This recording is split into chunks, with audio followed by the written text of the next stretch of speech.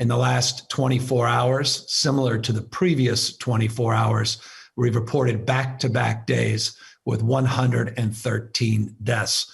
Just in the last 14 days, close to 1,000 Californians have lost their lives due to COVID-19.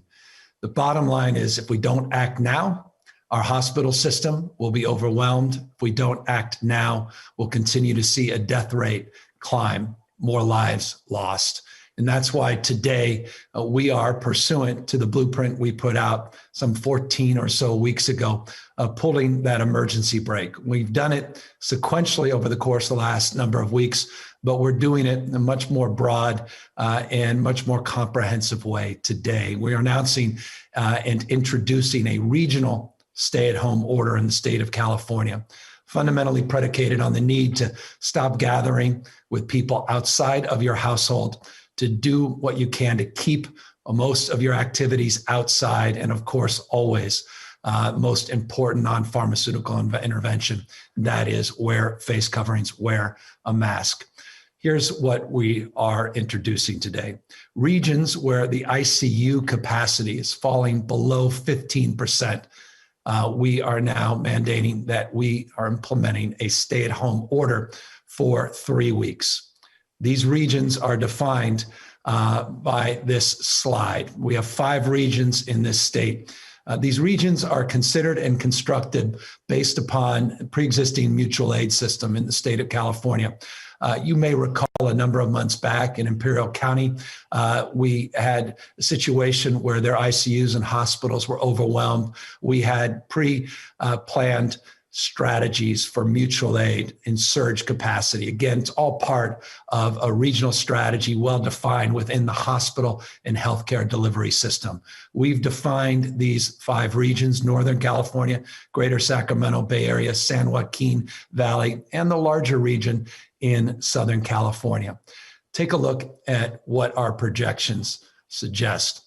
The 5 regions that we have highlighted, most of these, 4 out of the 5, we anticipate as early as the next day or 2, as early or rather as late as the next week or so, that the Greater Sacramento, Northern California regions, as well as San Joaquin Valley and Southern California regions will have reached that 15% or less ICU capacity.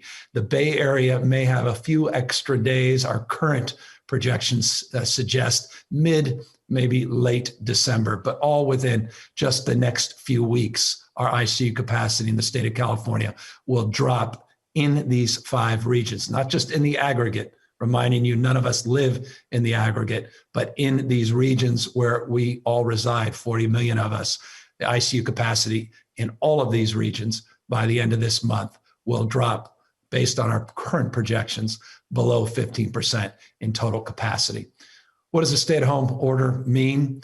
What is on that list in terms of augmentation and new protocols and new guidelines? Take a look here that we're looking temporary closure when the region is placed in the stay-at-home category. That bars, wineries, personal services, hair salons, and the like will be temporarily closed for that 3-week period.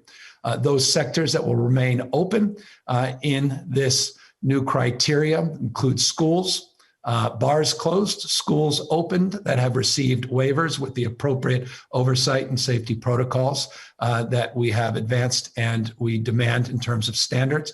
Critical infrastructure, broadly defined on the previous guidances we have put out. Retail, occupancy at 20% capacity. What we want to avoid is concentrating just in large box retail, too much of concentrated retail activity that actually would induce more mixing, not less. Thus the decision by our health professionals and our advisors, which are ample. We've been reaching out across the spectrum for a number of days now to get insight and valuable consideration that we put into play, made that determination on retail. And restaurants be open, continue to be open for takeout and delivery. And I just want to acknowledge Jacques Conde, I want to acknowledge the California Restaurant Association.